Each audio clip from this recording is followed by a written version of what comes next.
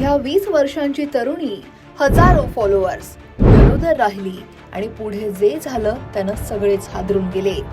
तेलंगणातली 20 वर्षांची वैष्णवी ही यूट्यूबर म्हणून प्रसिद्ध झाली होती. वैशू अम्मा या तिच्या यूट्यूब चॅनलवर ती रोज आपले जीवन, कौटुंबिक क्षण आणि गमतीशीर असे व्हिडिओ शेअर करायची.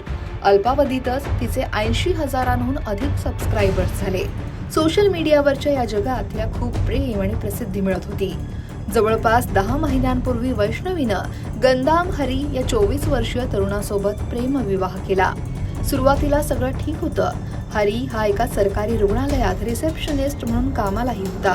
पण त्यानं नोकरी सोडली आणि वैष्णवीसोबत यूट्यूब व्हिडिओ करायला सुरुवात केली.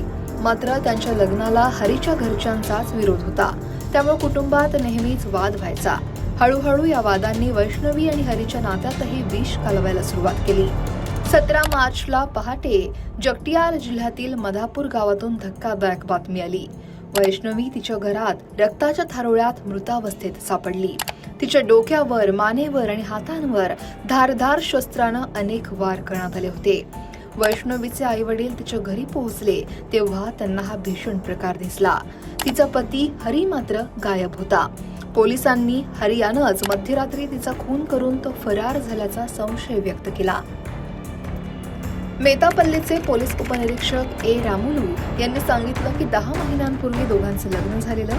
दोघांचीही जात एक आहे, पण हरीच्या आई वडिलांना हे लग्न मान्य नव्हतं आणि त्यावरूनच दोन्ही कुटुंबांमध्ये वाद सुरू होते. वैष्णवी ही सुरुवातीला हरीच्या आई वडिलांसोबतच राहायची. दोघंही काही महिने तिथे राहिल्यानंतर वैष्णवीच्या घरी राहायला आले. दोन्ही कुटुंबातील सततच्या वादामुळे त्यांनी हा निर्णय घेतलेला असं ते म्हणतायत. पोलिसांच्या प्राथमिक तपासानुसार या क्रूर हत्येमागे अनेक धक्कादायक गोष्टी समोर येत आहेत. वैष्णवी 3 महिन्यांची गर्भवती होती. सूत्रांनी दिलेल्या माहितीनुसार हरी हा तिच्यावर गर्भपात करण्यासाठी दबाव टाकत होता आणि यावरून त्यांच्यात अनेकदा भांडणं झाली. याबाबत पंचायतही झाली होती.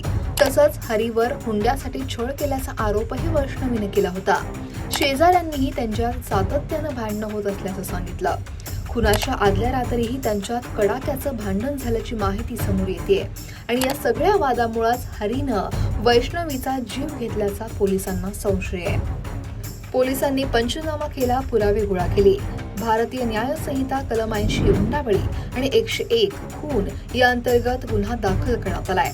हरीचा शोध घेण्यासाठी अनेक पथकं रवाना झाली आहेत. पण एक यूट्यूबर, एक पत्नी आणि एका गर्भात वाढणाऱ्या निरागस जीवाचा असा दुर्दैवी शेवट समाजात अनेक प्रश्न निर्माण करतो.